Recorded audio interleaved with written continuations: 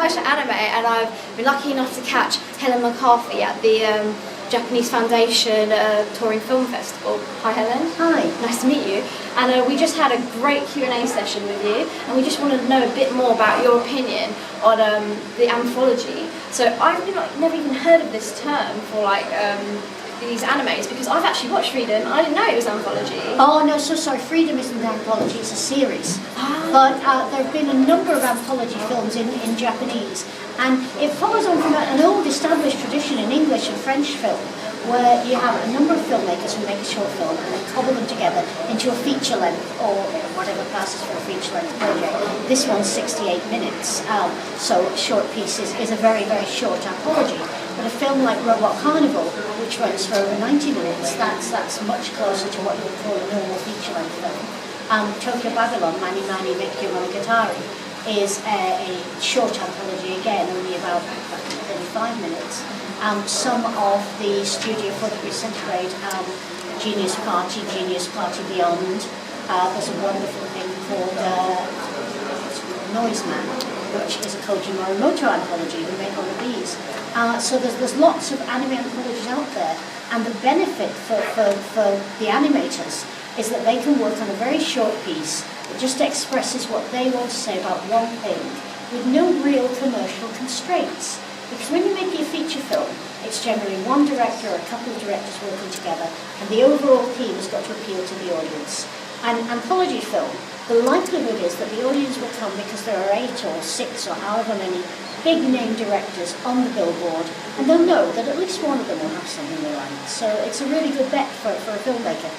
So it was more of a hit and miss kind of thing? Yeah, well, you're sure to please someone. What would you say is the main theme within Short Piece that we just watched now? To me, within Short Piece, it looks to me as though it's be kind and don't fuck the planet. Because if you look at the very first film, is about people's carelessness and wastefulness and unkindness, and how one very ordinary guy just puts things right by not wasting and mending and being kind. And then at the very last sequence, you have a war which is being fought now by the last remnants of people in the ruins of Tokyo, with Fuji smoking away as though it's going to go up any second, and a machine trundling around still saying, as it's been programmed to, this is a rational war. Please read this leaflet which explains it. You know, all the sorts of silliness that we have today, all the wastefulness, all the refusal to live with the planet rather than against it, all the tendency to use big weapons rather than talking to people, is encapsulated in this film. And what it's essentially saying, I think, if it has a message, is it would really be a good idea if we could stop just throwing our weight around everywhere and think a little bit about what we're doing with the planet and with its resources. And my favourite one was Gambo. Mm-hmm. I quite like my animals, but someone actually said that they were a bit confused that there was demons and understanding bears. I thought that was actually really tame for something Japanese. What do you think? Well, I think it's a film very much in the Japanese tradition. There's a whole series of samurai films that came out from Madhouse in the early 80s to mid 80s that included that kind of thing, Sword for Truth, for example, where you would have fantastical elements, giant white tigers stalking through Tokyo, demonic opponents producing swords from various bits of their body, and you've got that running all through anime in one form or another. The fantastic always threatens to crop up.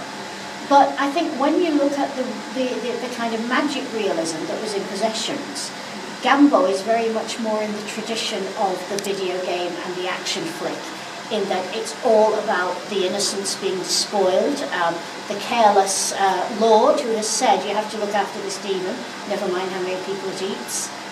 There's a lot of the traditional Japanese film in there.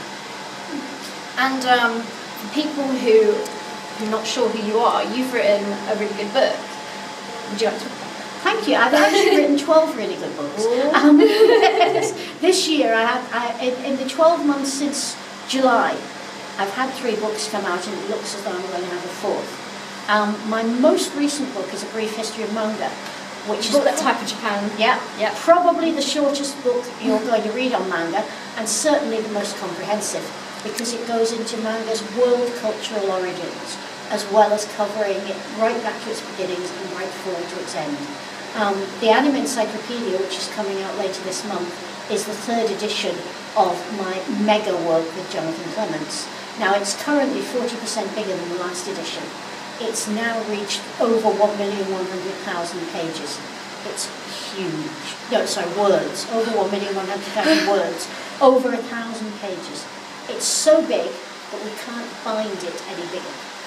So it's quite scary to think that we've generated that number of words in its career. And I've got a short book coming out, an anthology again, on how to draw manga, where I take 12 really splendid artists, Japanese, Chinese, British and American, and they all actually take you into their studios and sit you down at their desktops and show you step by step how they do what they do, which is quite wonderful. So I love working with artists. I love working with creative people, which is why anime really appeals to me. So it's great fun actually being able to just hang around with people and say, what do you do? That's cool, show me. And I have to say, it's been a pleasure actually meeting you at the Jpan Foundation and doing your intro for Short Piece, so thank you so much. Well, thank you. It's been really lovely to be here. We had a full house tonight, and I always love to see that in the cinema. And one thing that I would say to people is that feature anime is made to be seen on a big screen. Now, it's great to be able to sit at home and have it on DVD or have it on your computer screen, stream it, whatever. But everybody should make the effort, just now and then, to get out and see a feature film on a big screen. It's sensational. You fall into it. You really did feel, didn't you, in those fight sequences in Gambo, you were in there. And in the forest sequences in Possession, you were actually standing on that mountain. It was just sensational. And I think it was perfect that the last part is now in the video game that you'd have to get hold of, and that's why it's sold as a set, which I didn't actually know. I knew it came together, but I wasn't sure what the relevance was, if it was part 2 or something like a sequel. But no, I didn't actually know this until I was reading about it in the ordering instructions, and you've got to buy the 2 together. I mean, yes, I suppose there may be some retailers who will see the sense in splitting them up, because thinking some people will only want one and not the other.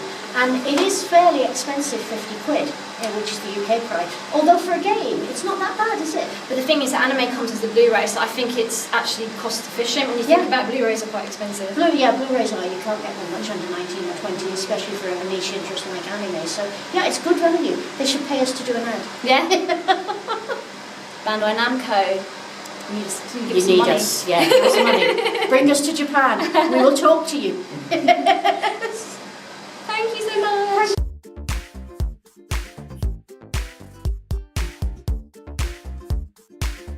This is Aisha Anime, and I'm here in the kitchen with Trina. Hello. And you are the voice of one of the most popular female leads in anime, Attack on Titan. It's true, I play Mikasa